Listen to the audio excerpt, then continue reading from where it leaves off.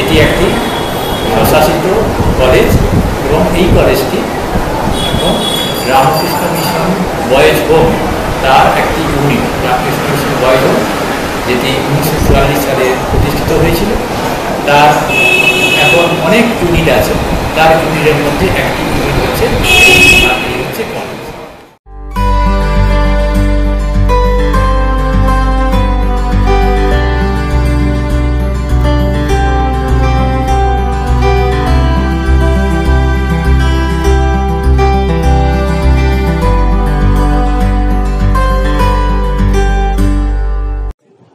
এই 55 বছরে কলেজ তার অগ্রগতি, তার শিক্ষা জগতে ছাত্রদের উন্নয়নে যথাসম্ভব চেষ্টা করে গেছে।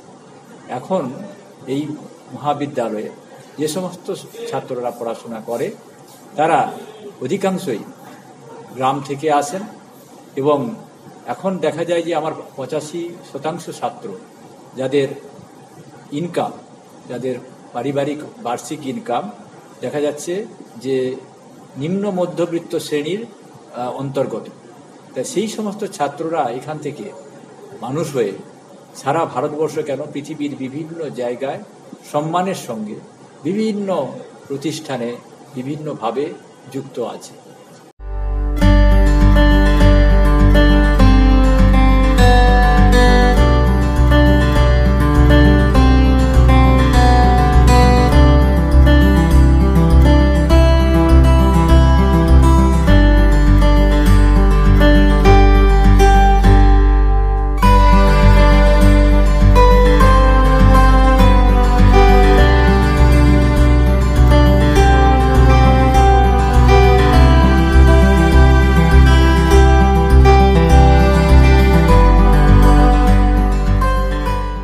বিদ্যালয়ের নতুন ভবনের উদ্বোধন হলো।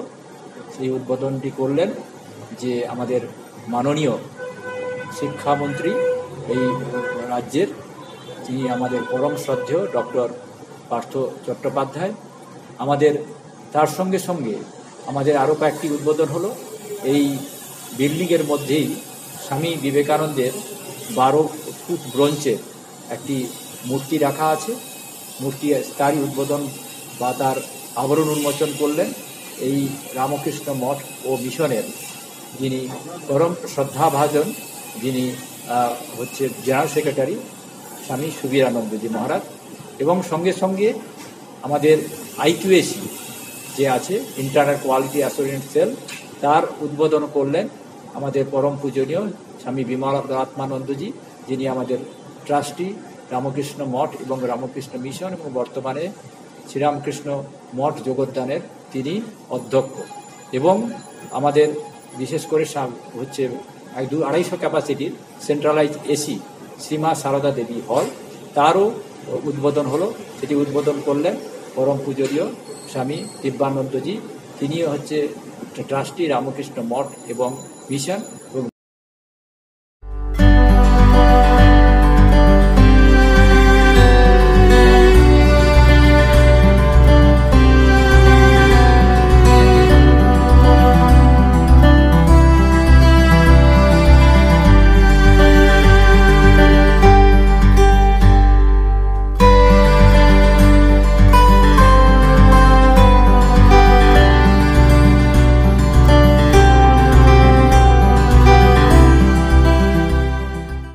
বর্তমানে physics, chemistry, mathematics, botany, zoology, microbiology এবং কম্পিউটার সায়েন্সে আমাদের আন্ডার গ্র্যাজুয়েট আছে।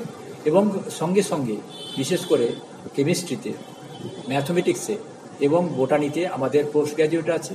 এবং আমাদের এই কলেজকে এই রাষ্ট্রীয় বিশ্ববিদ্যালয়, যেটি আমাদের নর্থ 24 পরগনায় আছে, এই কলেজকে Swami Vivekananda centre for multidisciplinary research in basic science and social science declare করেছে। তার ফলে আমরা একটা রিসার্চ সেন্টার, এবং আমরা গত বছর থেকে সেই সেন্টারে সমস্ত ছাত্ররা ভর্তি হচ্ছে, তারা পিএইচডি করছেন এখানে।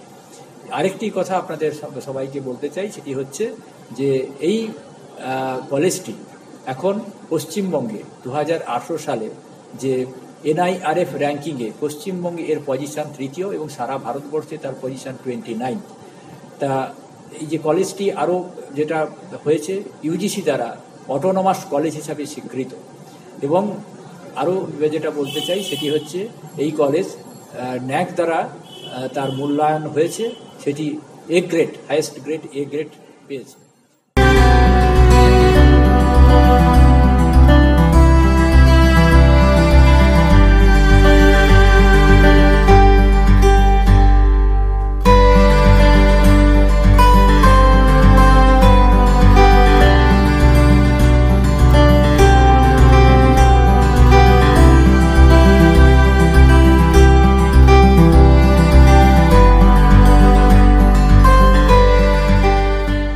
সিবিসিএস সিস্টেম আমরা চালু করেছি 2017 সালে।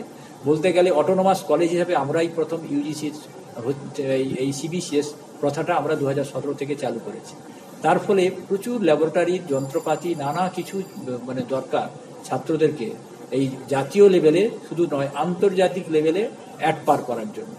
এবং সেই জন্য আমরা সবাই মানে নিরন্তর চেষ্টায় আছি। 3টে ডিপার্টমেন্ট পোস্ট গ্র্যাজুয়েট হয়েছে, আরও বাকি 5টা আছে। এখনকার যতগুলো ইউজি ডিপার্টমেন্টে আরও 5টা আছে। 5টা ডিপার্টমেন্টের পিজি করতে আগামী দিনে হবে। এবার সবাই জানেন যে আন্ডার গ্র্যাজুয়েটে লক্ষ লক্ষ টাকা খরচা হয় রিয়েজেন্ট, কেমিক্যালস এবং ইকুইপমেন্ট কিনতে। পোস্ট গ্র্যাজুয়েট যদি হয় তার পরিমাণটা কত হবে, তা সেটা আমাদের সত্যি সত্যি মানে কল্পনাই করা যায় না, ভাবতে কল্পনাই করা যায় না যদি না আমাদের দেখা যাচ্ছে যে গভর্নমেন্ট যদি এগিয়ে আসে, সহৃদয় যারা ব্যক্তিরা যদি এগিয়ে আসেন, এই প্রতিষ্ঠানকে সামনের দিকে আগামী দিনে রাজ্যের যেটা 3য় পজিশনে আছে সেটা 1-এ যাবে, সারা ভারতবর্ষে আরও উঁচুর দিকে পজিশন যাবে। শুধু তাই নয়, এখান থেকে যে ছাত্ররা বেরোচ্ছে সমাজের একেবারে অবহেলিত জায়গা থেকে তারা আসছে, তারা যখন বড় মানে মানুষের দেশের জাতির হয়ে বড় কিছুভাবে কাজ করবে, তারা যেই জায়গা থেকে বা যে লোকালিটি থেকে আসছে সেই লোকালিটিরও উন্নতি হবে। তো সেই কল্পে আপনাদের সবাই যারা আছেন সবাই এগিয়ে আসুন। বিশেষ করে আমাদের এই প্রকল্পে যারা কিছু দিতে চান সেই জন্য তাদের অনলাইন ডোনেশনের বা অনলাইন পেমেন্টের ব্যবস্থা আছে, সেটা আমাদের ওয়েবসাইটে থেকে দেখতে পাবেন। এছাড়াও কেউ যদি যারা চেকেও দিতে চান তারাও দিতে পারবেন। ব্যাংকের এনইএফটি অ্যাড্রেস সেটা আমাদের ওয়েবসাইটে দেওয়া আছে। তাই এটা আপনারা যদি আসেন তাহলে এই প্রতিষ্ঠানটা আগামী দিনে আরও অনেক অনেক কিছু করতে পারবে। হায়ার এডুকেশান, এটা বিজ্ঞানে হায়ার এডুকেশানে অনেক অনেক লক্ষ্য পূরণ করতে পারবে। এইটা আশা রাখি। ঠাকুর মা স্বামীজির সবার কল্যাণ করুক, সবার শুভ ইচ্ছাকে প্রবুদ্ধ করুক, এইটাই হচ্ছে আমি চাই।